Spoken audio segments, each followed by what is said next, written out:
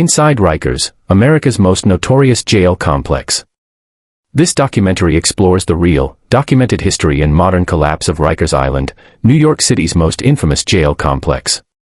Using Department of Justice investigations, court filings, city oversight reports, and major news investigations, this story traces how chronic violence, corruption, understaffing, mental illness, and political failure transformed Rikers into a global symbol of institutional breakdown.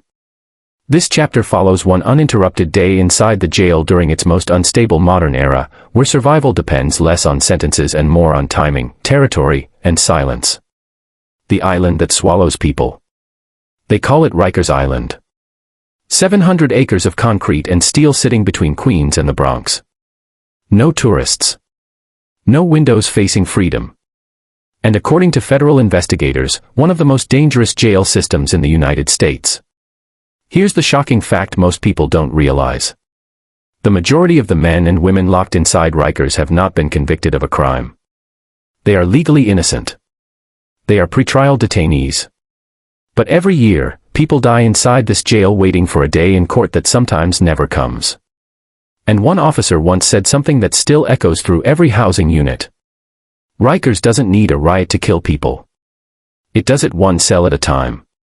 This is the story of one day inside America's most notorious jail. The bus crosses the short bridge just after sunrise. The skyline of Manhattan glows in the distance like another planet. Freedom is so close it feels unreal. But the road doesn't lead toward the city. It turns inward, toward thick concrete walls crowned with razor wire and guard towers that rise like watchful silhouettes against the morning sky. Rikers Island is not one jail. It is a complex of jails. For decades, it housed more than 10 separate facilities: men's jails, women's jails, mental health units, intake centers, maximum security housing. At its peak in the early 1990s, more than 20,000 people were locked inside at once. Today, the population is far lower. But according to the U.S. Department of Justice, the violence is far worse. In 2021, federal investigators concluded that conditions at Rikers were dangerous and unconstitutional. Their report described a breakdown so severe that people were being stabbed, slashed, and assaulted with alarming frequency, sometimes within sight of officers who were unable or unwilling to intervene due to chronic understaffing. That's the Rikers most Americans never see. The bus doors open. A man we'll call Luis steps down in chains. That's a composite name, drawn from numerous intake accounts documented in court filings and investigative reporting. His situation is real. His charges are still pending. Like most people at Rikers, he has not been convicted of the crime that put him here. He is 24 years old. Public defender. Nonviolent felony charge.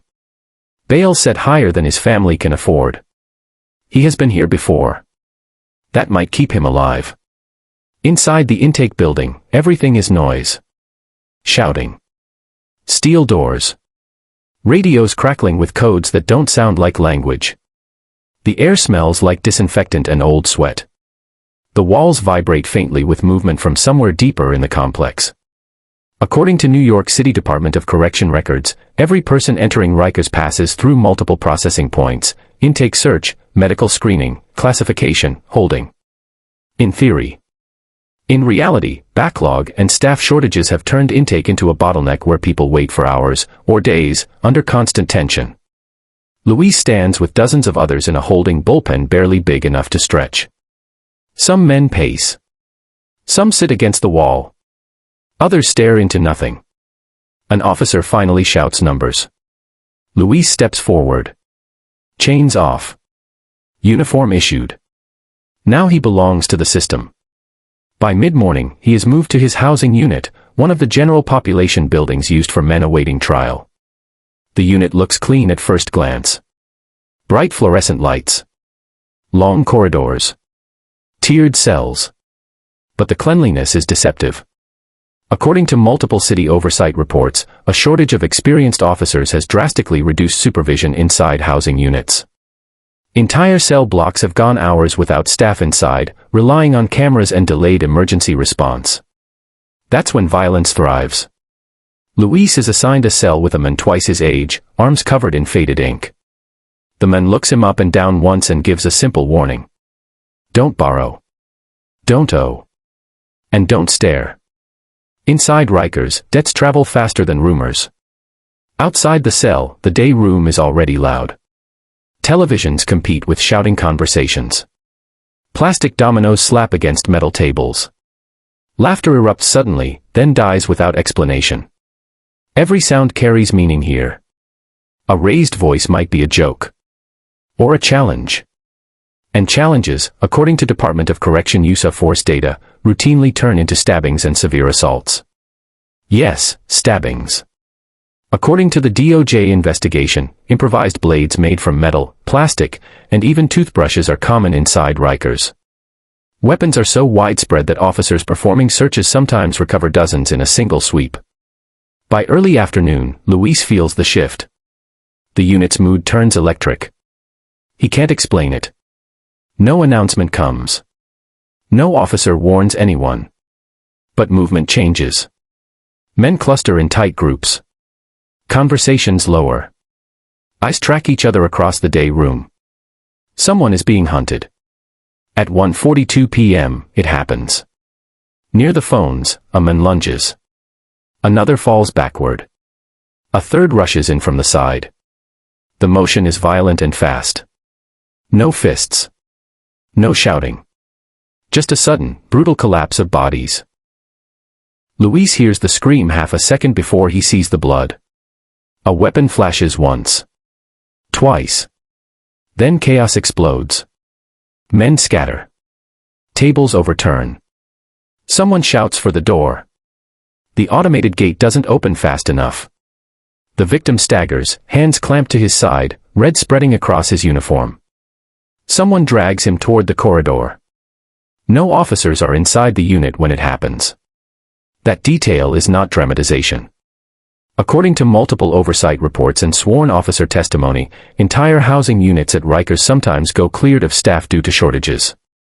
In those moments, inmates are effectively left to police themselves. Backup arrives 2 minutes later. 2 minutes is a lifetime in a stabbing. Chemical spray fills the air. Men cough and stumble.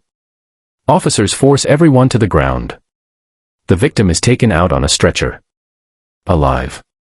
For now. Later, the incident will be logged as a slashing with serious injury. It will be one of hundreds. For Luis, the message is immediate. Time here is measured in seconds, not days. By late afternoon, the unit is locked down. Search teams move cell to cell. Mattresses flipped. Property scattered. Every piece of metal examined. They recover 3 handmade blades. No one claims ownership. No one ever does. The lockdown stretches into dinner. Food is delivered through slots. No movement. No showers. No phones. The air grows stale and hot. According to court filings related to civil rights lawsuits, extended lockdowns at Rikers have left people confined to cells for more than 20 hours a day with limited access to medical care. Tonight, that feels real. Luis sits on his bunk and stares at the wall. His cellmate tells him quietly, he won't make it. That was a chest hit. Unconfirmed. But accurate often enough to feel inevitable. As night falls, the sounds change. Less shouting. More whispering. Distant banging on metal doors echoes from another building across the yard. Rikers Island is never truly quiet. Violence here doesn't end at night. It just moves between corridors. According to NYC oversight agencies, serious incidents spike during overnight hours when staffing is at its lowest. At 11:18 p.m., the radio outside the unit crackles louder than usual. Keys rattle. Footsteps approach fast. This time, the stretcher doesn't come in. It comes out. The man from the stabbing is dead. He is covered with a sheet as he passes.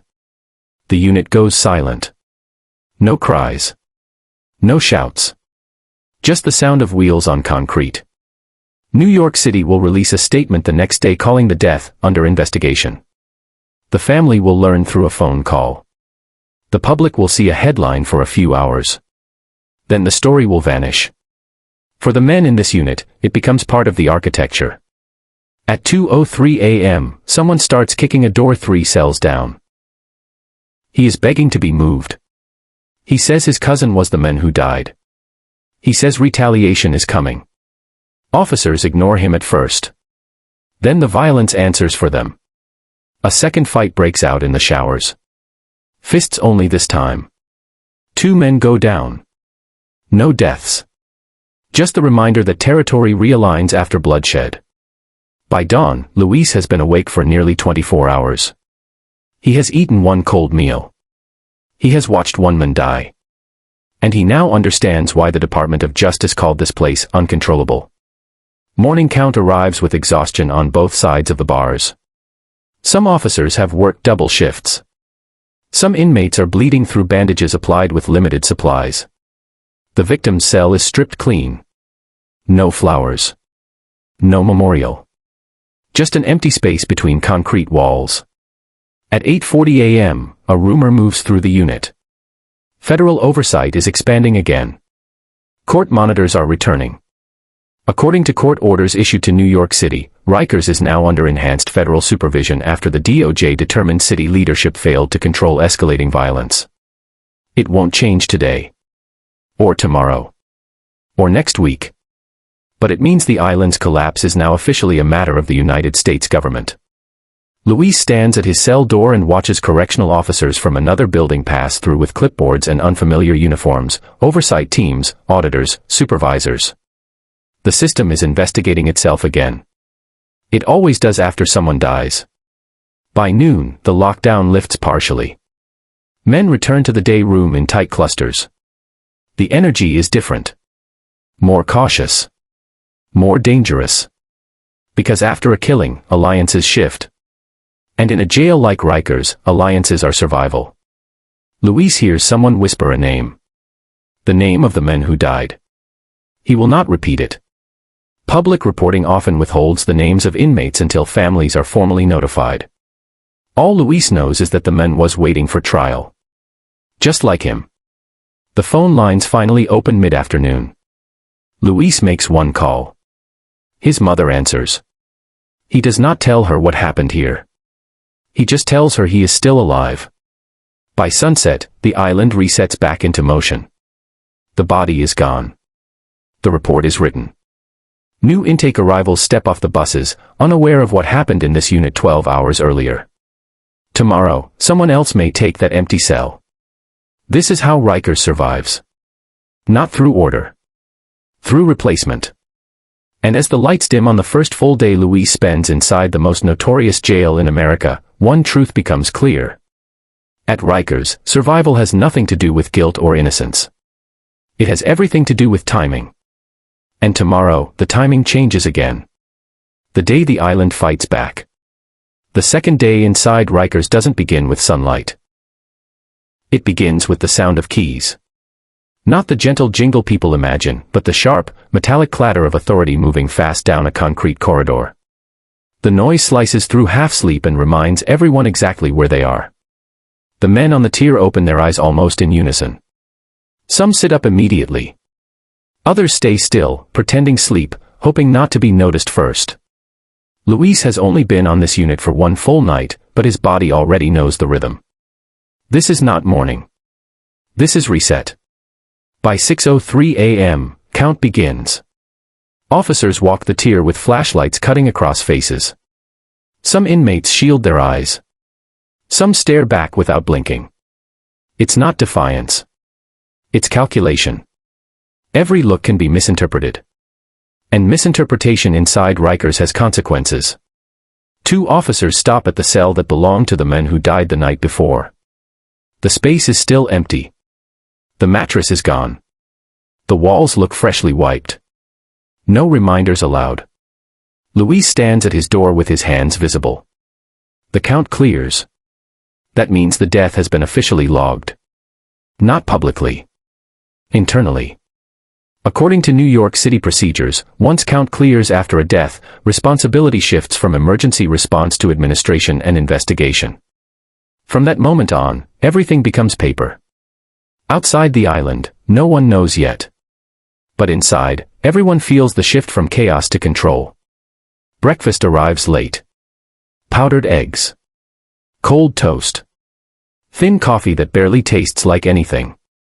Luis eats standing up, back against the wall. The day room is quieter than it was yesterday. People talk in low voices. Clusters stay tighter. No one wanders alone today. After a death, the rules change without being written. At 8:11 a.m., the first investigators arrive. They are not detectives in suits. They are from the New York City Department of Correction Investigation Division and the city's Department of Investigation. Clipboards. Plain uniforms. Radios carried but rarely used loudly. These are not the people who chase suspects.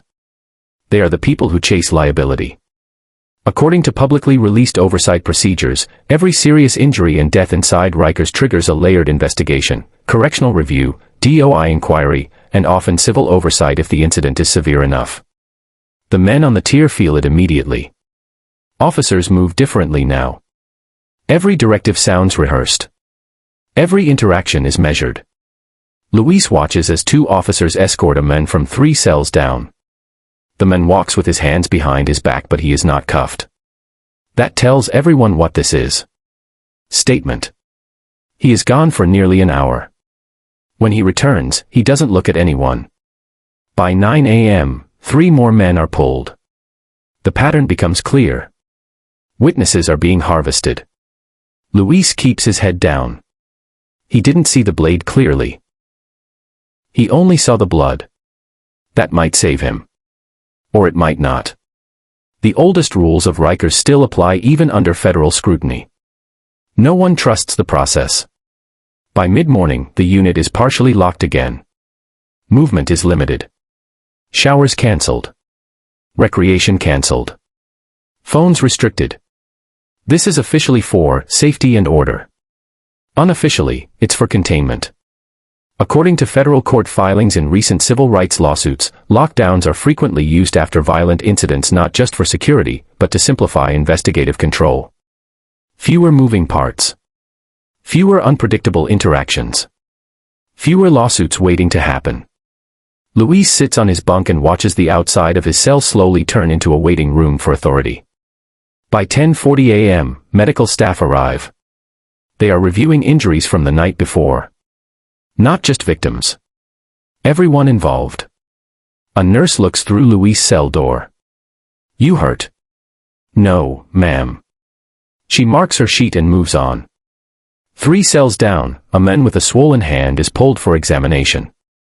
Across the tier, someone is bleeding through gauze. None of them ask how the victim is doing. Everyone already knows. By 11:15 a.m., word spreads that the man who died was 31 years old. Waiting on trial. Assault case. No conviction. Pretrial detainee. Just like most of them. According to NYC Board of Correction statistics, the majority of people incarcerated on Rikers at any given time are legally innocent under the law. Their charges range from misdemeanors to serious felonies, but guilt has not yet been determined. That fact hits harder after you watch someone die. Luis feels it press into his chest. He could have been that body on the stretcher. He still could be. At noon, lunch arrives. The trays slide through. No voices rise this time. No arguments over portions. No jokes. Scars from the night before are still fresh. Luis eats slowly, forcing it down. He needs strength today. Because today is when retaliation usually happens. Not during the chaos. After the noise drops. After the dust settles. After people think they're safe. At 1:27 p.m., the first post-death fight erupts. Not with blades. With fists. 2 men from rival housing groups collide near the television. The trigger is invisible. A look. A word. A rumor. The fight spreads in seconds. 3 more join. 2 go down hard. The response is immediate this time. Officers rush in with shields. Spray follows. Order is restored in under 30 seconds. That is not luck. That is preparation. Administration is on edge now. Every force incident today is another statistic for the same report. By 2 p.m., the reality of the death begins to ripple outward beyond the unit. A court officer arrives with documents for someone 2 cells over. The man is being released. Charges dropped. Case dismissed. His family posted bail that morning after learning about the stabbing death from a news notification. Fear moves faster than money. The man packs his belongings in silence. No one congratulates him. There is no celebration when you leave Rikers. Only relief. By 3 p.m., the official press statement is released outside the walls. An individual in the custody of the New York City Department of Correction has died following an incident currently under investigation. No cause of death listed. No weapon mentioned. No reference to staffing levels. No explanation of supervision. Just a vacuum where facts should be. That vacuum expands inside the building too. By mid-afternoon, rumors mutate. The man was targeted over commissary debt. The man was mistaken identity. The man was greenlit from another housing block. The man was silenced over cooperating. None of these claims are verified. All of them feel plausible. This is how truth fractures in places like this. At 4 p.m., the investigation tightens again. Another group of inmates is removed for questioning. This time, one of them is from Louis' immediate cluster. He goes quietly. And he does not return. That absence is louder than any announcement. By 5 p.m., something more dangerous than fear emerges. Anger. Because the unit has now lost power over its own narrative. The authorities are in control. The facts are being filtered through layers of paperwork. The men inside know from experience that whatever officially emerges will not match what they lived. This is when people lash out. At 5:42 p.m., a weapon is discovered during a surprise walkthrough. A small, sharpened piece of metal taped beneath a sink. No blood on it. Unknown owner. Everyone knows that means someone is preparing. Not reacting. Preparing. The entire housing unit locks down again. Dinner is delayed. Louis' cellmate exhales sharply. Tonight's not done with us, he says. He is right. By sunset, Rikers transforms again. The island always changes at night. The geometry feels different when the sky darkens. Tower lights stab down into the yards. Shadows stretch between buildings. Metal echo grows deeper in the corridors. According to DOCCS and DOC incident data, serious assaults spike in evening and overnight hours when supervision thins and fatigue sets in. Tonight, fatigue is everywhere. Some officers are working double shifts. Some inmates haven't slept since the night before. By 7:18 p.m., the lockdown lifts partially. Just enough to allow showers in controlled waves. Louis joins the line. The air in the shower room is thick with steam and low conversation. No one talks loudly here. This is a vulnerable space. Someone whispers that the dead man's cousin is housed in another building. Someone whispers that retaliation will skip this unit. Someone whispers that it won't. Louis washes fast. He does not linger. At 8:09 p.m., a scream tears through the corridor. A different building. Not this one. But close enough to feel. The radios light up instantly. Sirens echo briefly. Then go silent. 10 minutes later, word spreads. Another stabbing. Different victim. Different reason.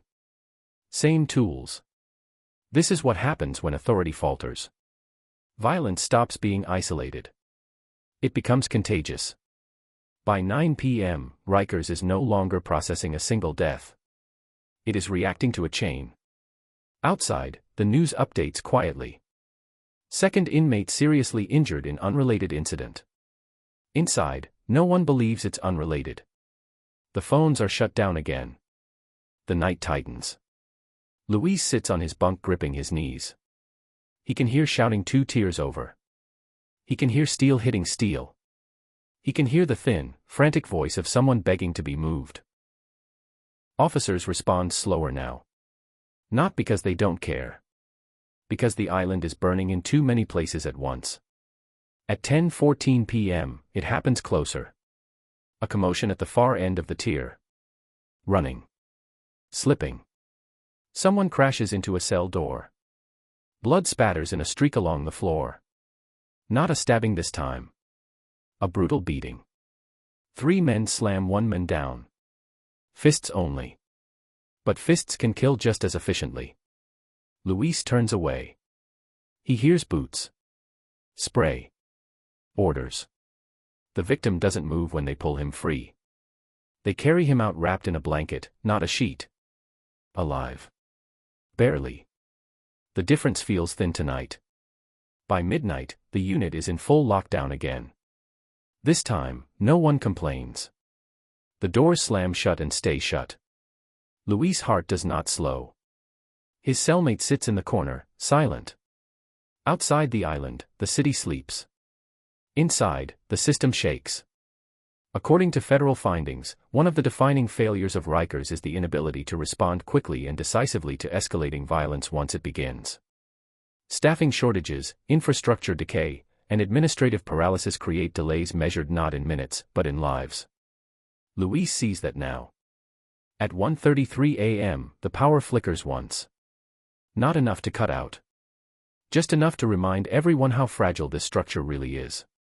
Somewhere in the distance, a gate cycles open. Then another. Then another. This is the movement of emergency response teams transferring injured inmates between buildings.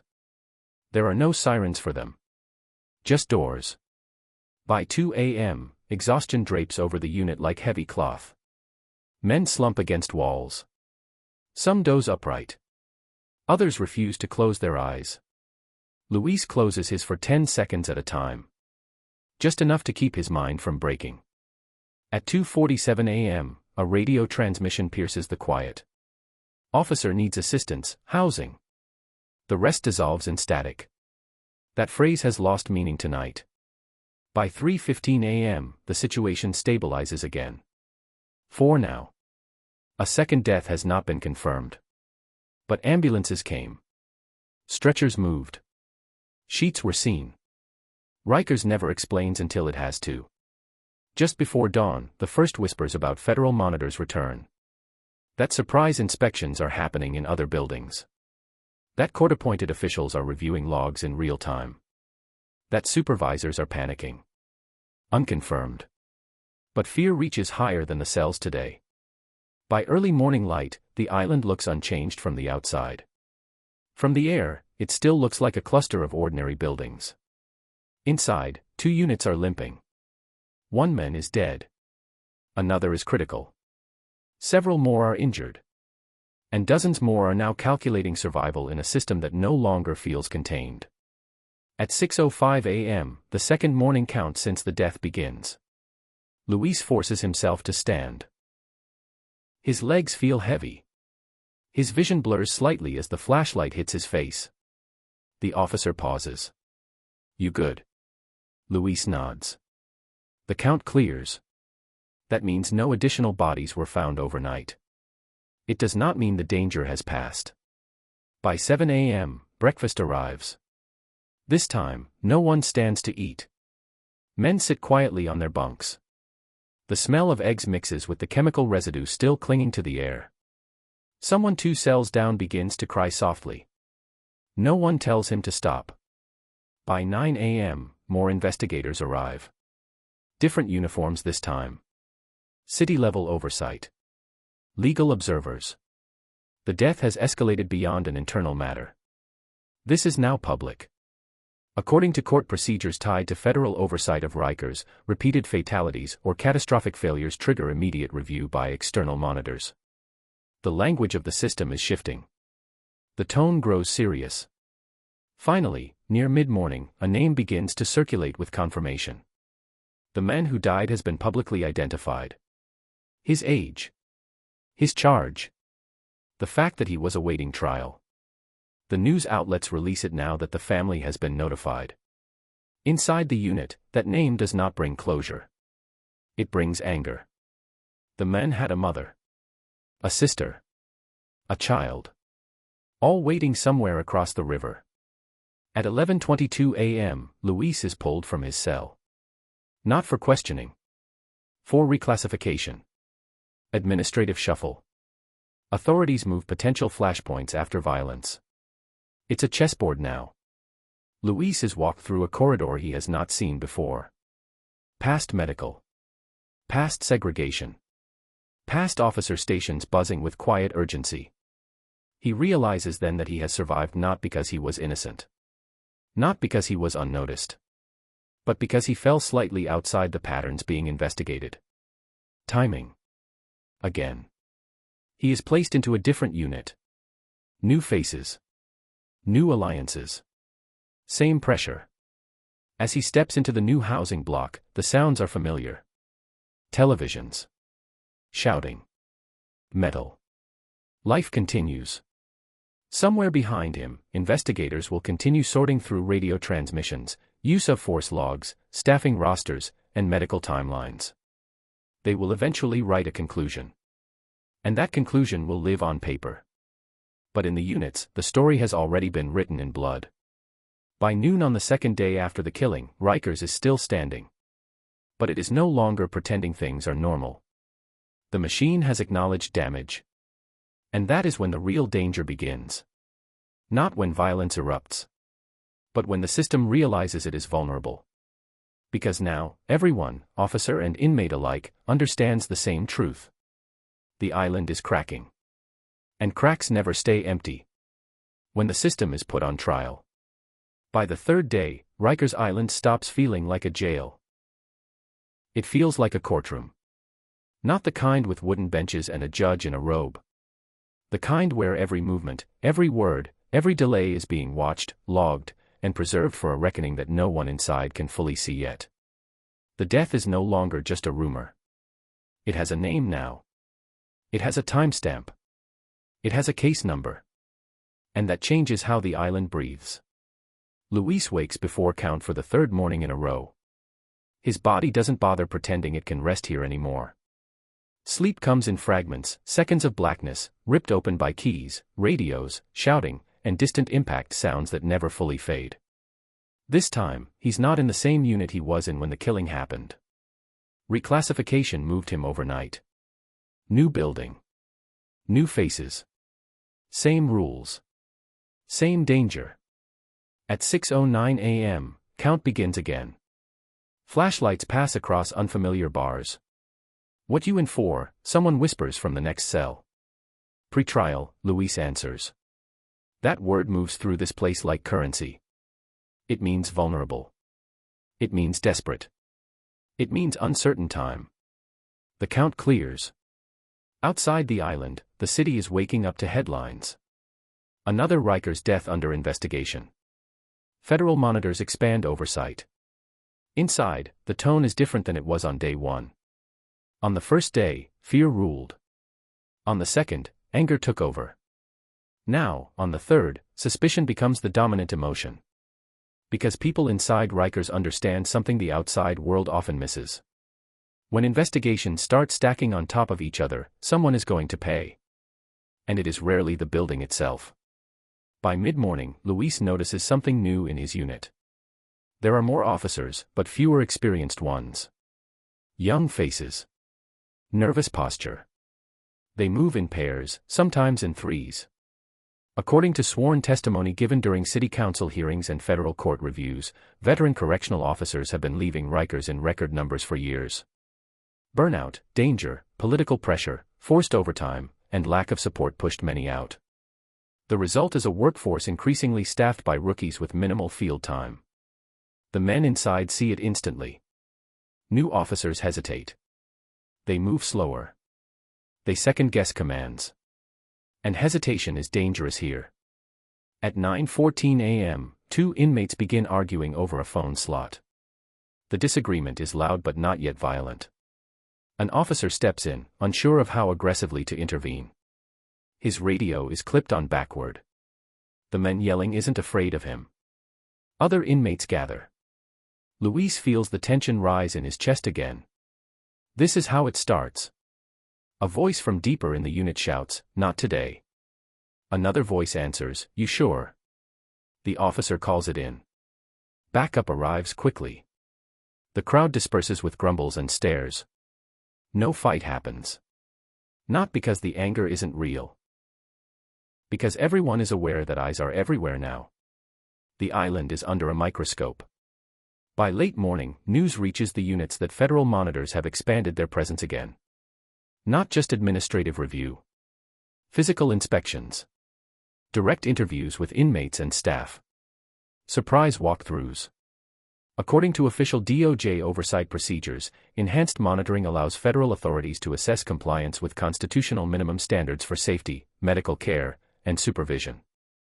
That language sounds distant and legal. Inside Rikers, it translates into one thing. Exposure. At 11:02 a.m., two men wearing identification badges different from DOC officers enter Luis' unit with an escort. They are not carrying restraints. They are carrying notebooks. Everyone knows what that means. No one rushes toward them. No one raises a hand. People here learned long ago that cooperation can be just as dangerous as silence. One of the monitors stops near Luis' cell. He looks at Luis for a long moment. "You want to talk?" Luis hesitates. 1,000 calculations run through his mind at once. Talking could help. Talking could destroy him. About what? Luis asks. About what you've seen. I didn't see anything, Luis says. The monitor searches his face. Then he nods and moves on. 3 cells down, a man agrees. He is escorted out without handcuffs. He doesn't resist. He simply doesn't come back for the rest of the day. By noon, word spreads that multiple men from multiple units are being interviewed by external investigators. This is rare inside Rikers. Usually, internal investigators handle early questioning. When outsiders come in this fast, it means the situation has already escalated beyond institutional control. The city is now protecting itself legally. Not the bodies. The city. At lunch, the trays arrive with unusual precision. On time. In order. Staff is overcorrecting. The cafeteria inside the unit feels staged. Luis takes his tray and eats slowly. At another table, a man whispers, "They're building a case." Against who? The man shrugs. Everyone. By early afternoon, the island begins to feel unstable in a more dangerous way than simple violence. The rules are in flux. The authority structure is shifting. Investigations always disturb equilibrium. And disturbed equilibrium inside Rikers creates opportunity. At 1:56 p.m., it happens again. This time in a different building, one that was already identified by federal monitors as understaffed. 2 rival housing groups collide in the yard during a tightly controlled recreation slot. Not a spontaneous fight. A scheduled one. 6 men rush each other at the same time. Blades flash. Blood spills onto concrete that is still wet from guard cleaning earlier that morning. Officers respond immediately. But this fight was designed for speed. By the time chemical spray hits the air, 2 men are already down. One motionless. One screaming. The yard is cleared in under 2 minutes. But it's too late. At 2:31 p.m., an emergency alert spreads through the island's internal radio network. 1 inmate has been pronounced dead at the scene. The second is en route to the hospital in critical condition. This is the second fatality in less than 72 hours. According to DOJ findings, multiple deaths in such a short time span inside the same facility complex triggers emergency review protocols and can accelerate federal intervention. The island doesn't just feel watched now. It feels judged. In Luis' unit, the doors slam shut again. This lockdown is immediate and absolute. Every movement stops. No showers. No phones. No medical walkthroughs. Just hard confinement. At 3:04 p.m., the announcement comes over the intercom with forced calm. All housing areas remain secured until further notice. The man in the cell next to Luis laughs quietly. They can't even pretend anymore, he says. Inside his chest, Luis feels the fear change shape again. It's not sharp now. It's heavy. Because 2 deaths are no longer coincidence. They are statistics. And statistics are what governments respond to. By late afternoon, rumors collide with facts. The second fatality is confirmed through news alerts. 2 separate homicides on Rikers Island across different housing units. 2 pretrial detainees. 2 families receiving calls they never expected. The outside world begins to pay attention again. Inside, the men already understood. At 4:42 p.m., something unprecedented happens. The warden of the complex makes a walkthrough. Not in a convoy. Just with a tight escort of senior staff. The units fall quiet as he passes. No shouts. No comments. No posturing. Every man watches. Authority on Rikers is usually abstract. You feel it through policy. Through gates. Through schedules. You rarely see its face. Seeing it now means the pressure has traveled all the way to the top. By 5:30 p.m., the federal monitors return. This time with city officials. This time with photographers. Not press photographers. Documentation photographers. Evidence. In Luis' unit, one of the monitors points at a section of the day room wall where blood splattered 2 days earlier. It was cleaned. But faint discoloration remains porous in the concrete. The monitor writes something down. That will become part of a report. That report will eventually appear in court. That court will someday decide whether every man in this building was treated within the limits of the Constitution. And that decision will come far too late for the men already dead. At 6 p.m., the lockdown remains. Dinner is served through slots again. This time the food is hotter. Someone made sure of that. Public relations exists inside prisons too. Luis eats automatically. His body feels hollow. At 7 p.m., a guard quietly informs one section of the unit that several people are being transferred overnight. For security reasons. That phrase means the same thing across every jail in the country. Things have become too unstable here. Pieces must be moved. At 7:44 p.m., the first transfer begins. A man 2 cells down is cuffed and escorted out. He does not resist. He looks pale. He tells no one where he is going.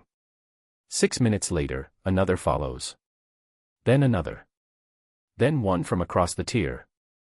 Luis doesn't know whether to feel relieved or terrified that his name is not called. At 9 p.m., phone access is briefly restored for one 10-minute window. The line for the phones inside the day room feels like a funeral procession. Everyone wants to tell someone they're still alive. Luis gets through to his mother again. She is crying. She has already seen the news. 2 deaths. Federal investigation. They keep saying it's dangerous, she says. Luis almost laughs. It always was, he tells her. He doesn't describe the blood. He doesn't describe the blades. He doesn't describe the stretcher wheels. He tells her he's safe right now. That is the most honest sentence he can offer. At 10:12 p.m., the transfers continue. Some men leave with property. Others are taken with nothing but their uniforms. Those ones are going into high-security segregation. Either as suspects. Or as protective custody. Or both. By midnight, at least 8 men from multiple units have vanished into administrative shadow. Not released. Not returned. The island is rearranging itself. At 12:44 a.m., a fight breaks out anyway. Short. Brutal. Contained. One man knocks another unconscious with a single blow. No weapon. Just a skull against concrete. He lives. Barely. It almost feels like Rikers is testing the balance again. Seeing how far it can push before the system fractures completely. By 2 a.m., emergency crews move through the corridors once more. Not for deaths. For medical overdoses. According to public health reports tied to jail systems, illicit drug circulation inside Rikers has increased sharply over the last decade despite enforcement efforts. Overdoses spike during times of extreme stress. 2 men are revived with Narcan overnight. One had snorted crushed pills smuggled in through mail. Unconfirmed. But common enough to be believable. By 3 a.m., exhaustion owns the island. Inmates slump. Officers lean against walls. Radios chatter less. No one wants more incidents tonight. At 4:09 a.m., the final administrative maneuver of the night begins. A full security sweep across multiple buildings. Cell doors open sequentially. Men are ordered to stand facing walls. Property is dumped. Mattresses lifted. Sink drains examined. Vent covers checked. Lights flood every crack of shadow. This is not about finding one weapon. This is about showing control. It lasts until dawn. At 6:10 a.m., count begins yet again. Luis stands. His legs shake slightly. The flashlight hits his face. "You good?" the officer asks again. Luis nods. Another morning counted. No bodies discovered on this tier. Across the complex, 2 units report missing inmates. Not escapes. Deaths. Official confirmation arrives minutes later. One of the men wounded in the yard fight has died at the hospital. His body survived long enough to move beyond the island. But the cause of death will still be logged as originating from Rikers. 3 deaths linked to violence in 3 days. That number cannot be buried quietly. Outside, the response is immediate. The mayor calls for emergency reform. City council schedules emergency hearings. Civil rights attorneys announce class action expansion. The Department of Justice issues a public statement confirming accelerated federal oversight. Rikers is no longer just unstable. It is now officially categorized as a system in crisis. By 8 a.m., the island feels different than it ever has in Luis' short time inside. Not louder. Not quieter. Exposed. Authority here has always relied on shadow and distance. Now it is being pulled into daylight. And daylight makes everything brittle. At 9:30 a.m., new directives come down. No yard. No group recreation. Reduced movement between all housing areas. Suspension of non-essential programs. Full staffing on all units regardless of overtime. According to union statements published after earlier crises, these emergency measures stretch staff past physical limits. Exhausted officers make mistakes. Mistakes behind bars turn fatal. At 11:07 a.m., the monitors return once more. This time they walk slower. They stop in front of cells. They speak to men directly. No officers standing over them. Just outsiders and prisoners, face to face. One of them stops at Luis' cell again. "You sure you don't want to talk?" Luis looks at him carefully. "I brought a name into this place," Luis finally says. "I don't want to leave it in a report." The monitor studies him. Then he nods. "I understand." By noon on the 3rd day, Rikers is a pressure vessel packed beyond safe limits. 3 deaths.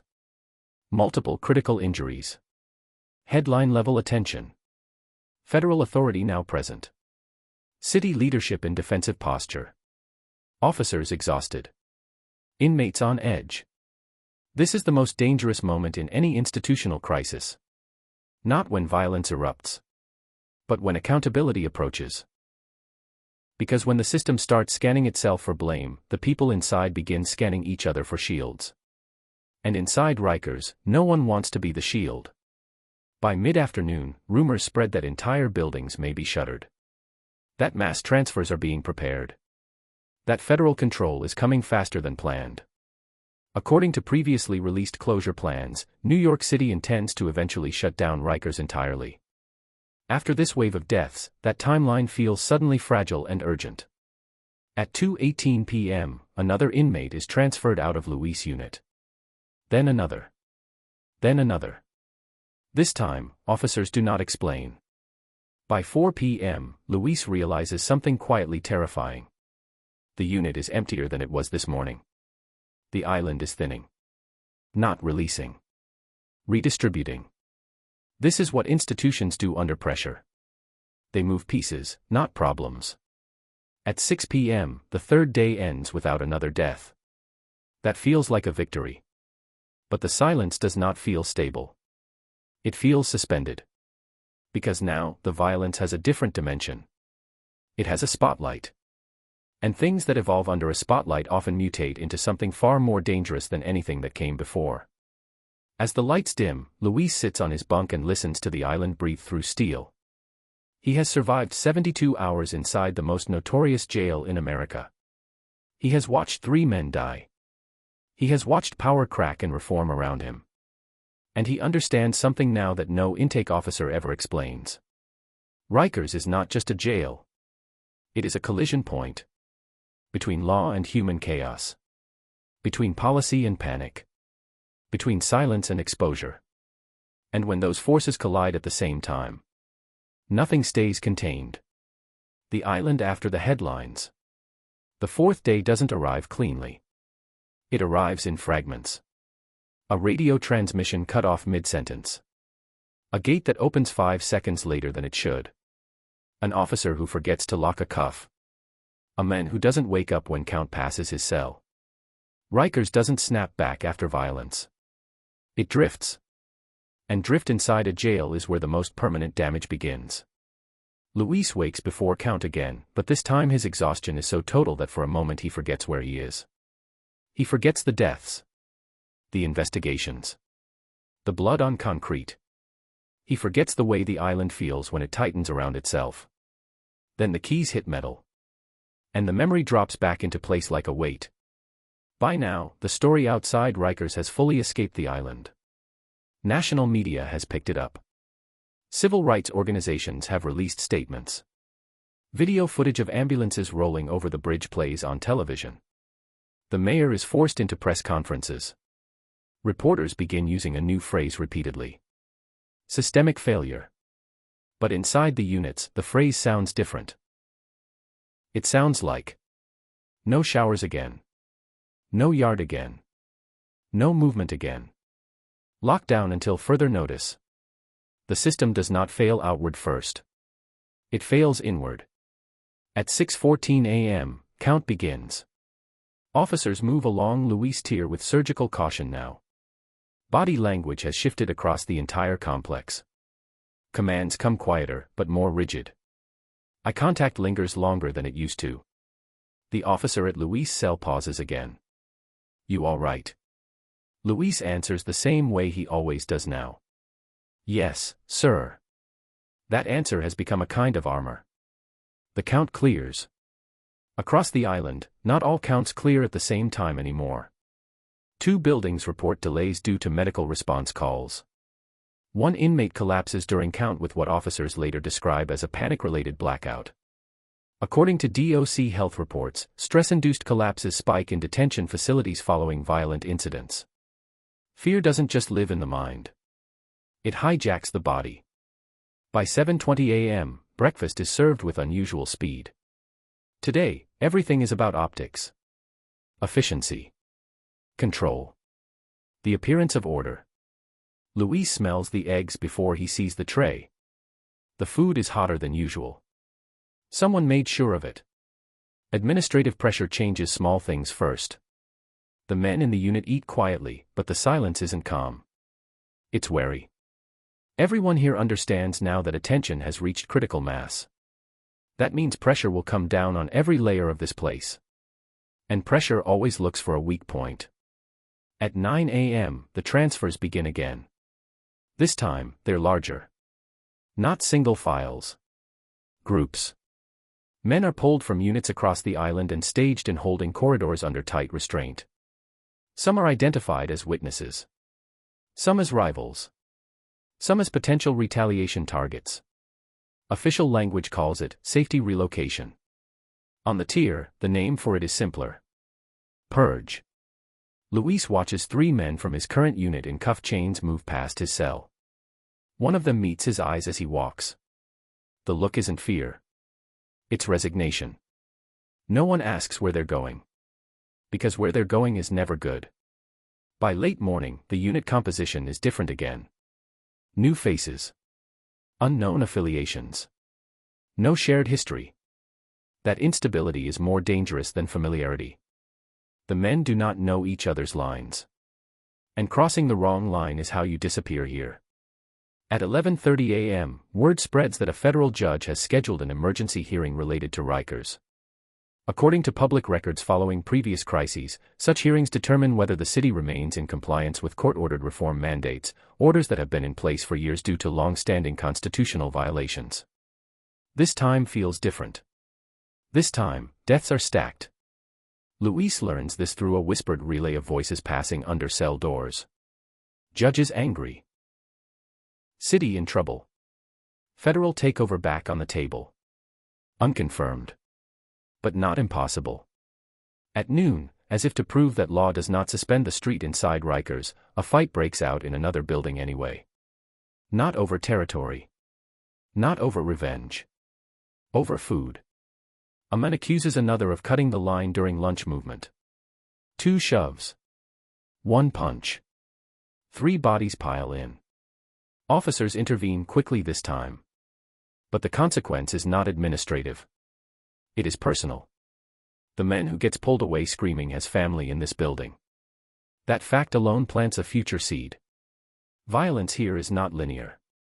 It is relational. By 1:45 p.m., Luis unit receives notice of a unit-wide medical sweep.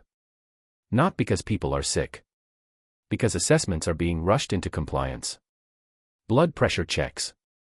Mental health screens. Medication audits. According to public findings, failure to provide timely medical and psychiatric care has been a central component of the city's legal vulnerability regarding Rikers. Today, vulnerability has a dollar value. And legal exposure has a face. A nurse stops at Luis' cell. "How are you sleeping?" "I'm not," he answers. She nods like she expected that. She writes something down. Moves on. 3 cells later, a man refuses the screen. He tells the nurse to leave. An officer steps in. The man is quiet. Corporate risk management does not tolerate refusal during crisis. By mid-afternoon, the island shifts again, this time emotionally. The adrenaline has burned off. What's left is fatigue. Deep, structural fatigue. Officers lean against walls longer. Inmates sit on their bunks without speaking. The energy that fuels violence transforms into something heavier. Despair. At 3:04 p.m., the second autopsy report becomes public. The medical examiner confirms the second fatality as homicide. Multiple puncture wounds. Blood loss. Time of death consistent with the yard altercation. The family releases a short statement. He was waiting for his court date. He was not convicted. He should have come home. Inside Rikers, that statement passes word for word through the units. Not as sympathy. As reminder. At 3:40 p.m., Luis hears that one of the men from his original unit, the one taken for questioning on day 2, has been placed into segregation pending investigation. No charges yet. No confirmation of involvement. Just isolated. This is how the system holds people without saying why. This is how shadows form. The legal process outside moves with evidence and procedure. Inside, it moves with separation and silence.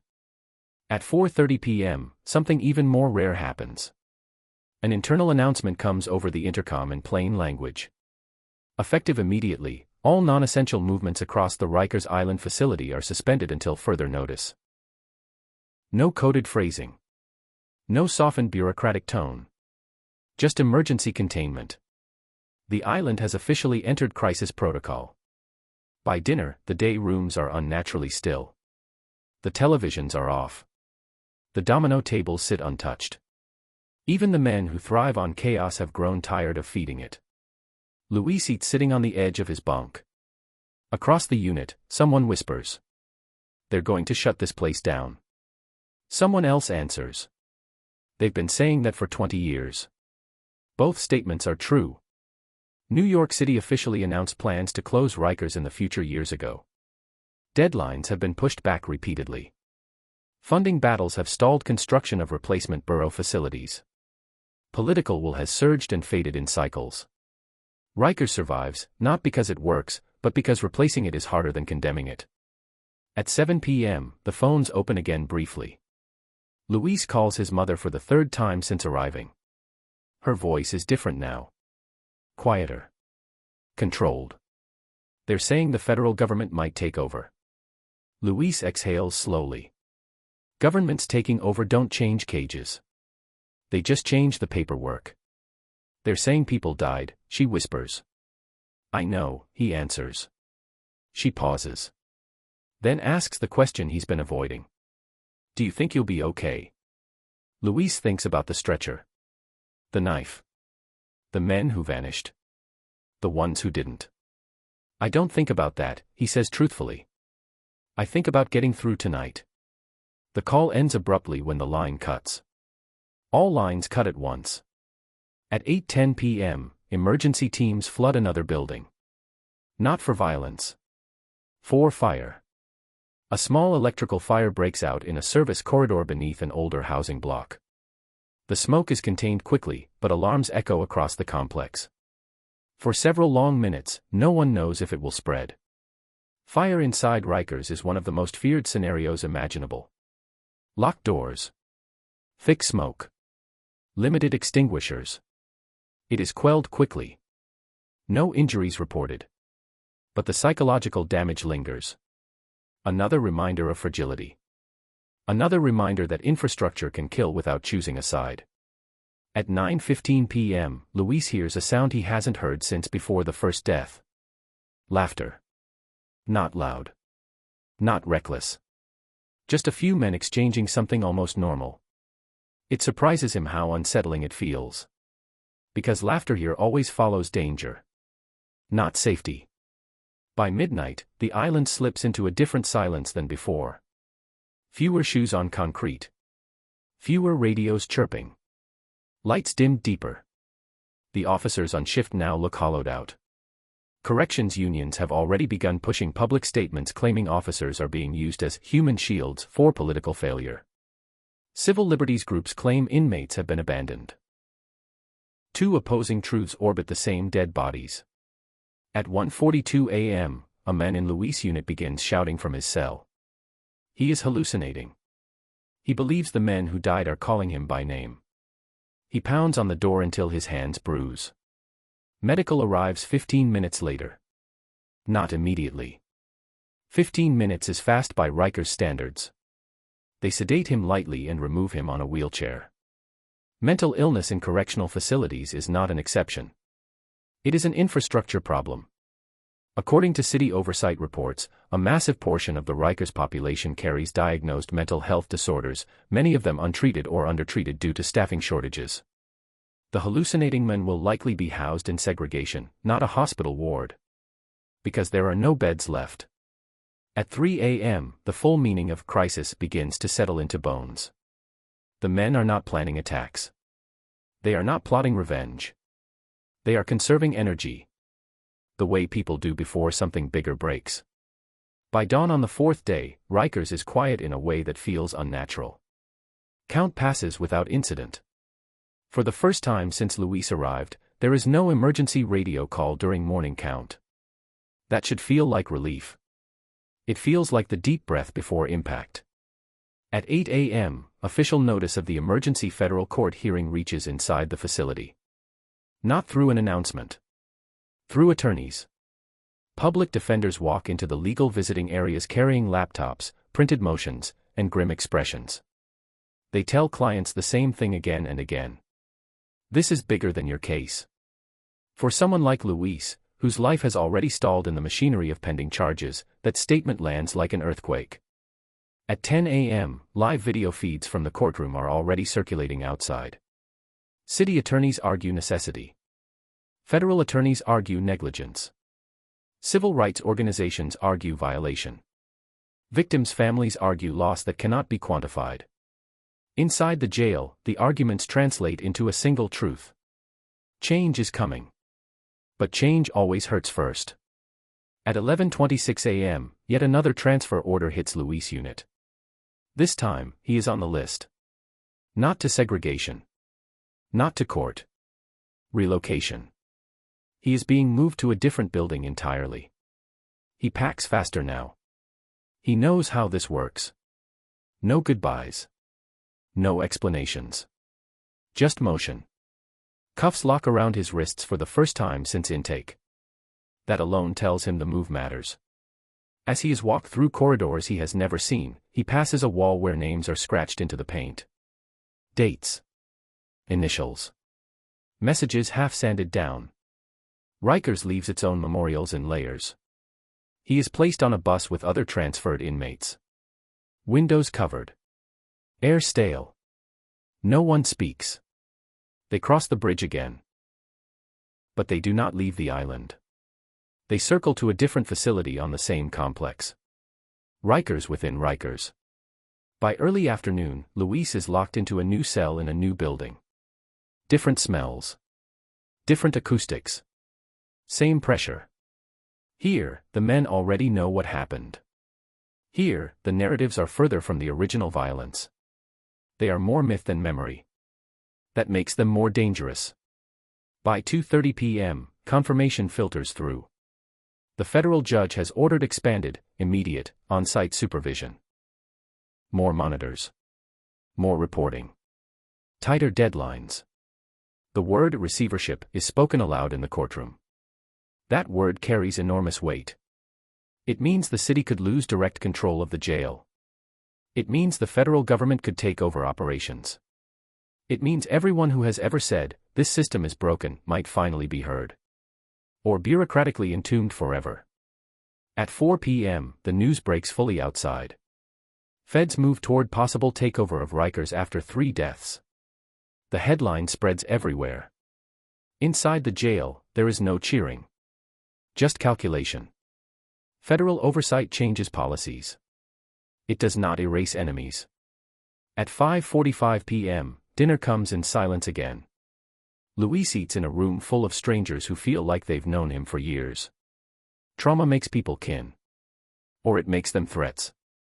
By early evening, something else becomes clear. The violence has paused. Not ended. Paused. Like a predator drawing to stillness when it senses a larger threat nearby.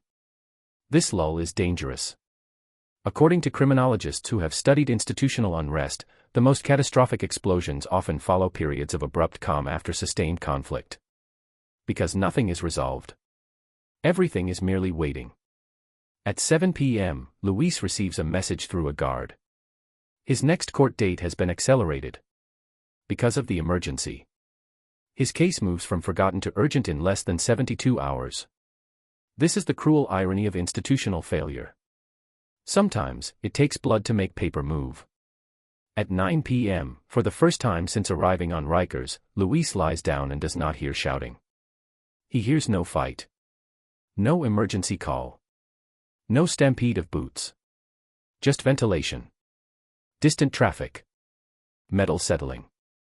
His body finally collapses into real sleep. It lasts for 37 minutes. At 9:38 p.m., the alarms go off again. This time, not for violence. For extraction. A coordinated, multi-unit removal of high-risk inmates identified during the investigation. Multiple doors cycle. Multiple teams move. The island reshuffles itself in the dark. And slowly, almost imperceptibly, something else happens. The pressure breaks its sharpest edge. Not because justice has arrived. But because exhaustion has. By the time midnight arrives on the 4th day, Rikers is no longer roaring. It is grinding. The machine slows when pushed toward collapse. By dawn, Luis is still alive. So are most of the men around him. 3 are not. Outside the island, their names circulate. Inside, their absence is just another empty cell. On the 5th morning, something rare happens. Sunlight cuts across the floor of Luis' new cell through a narrow high window. He watches it for a long time.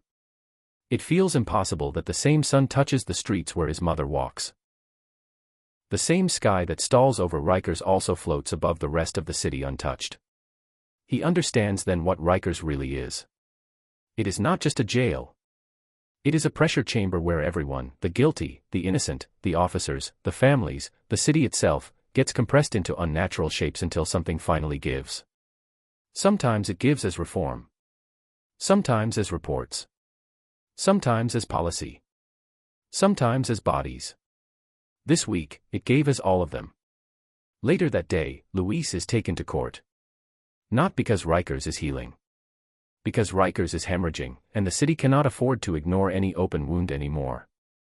As the bus pulls off the island toward a real courtroom for the first time, Luis looks back through a scratched window. He sees the towers, the walls, the bridge. The island that swallowed 3 men in 3 days and almost swallowed him too.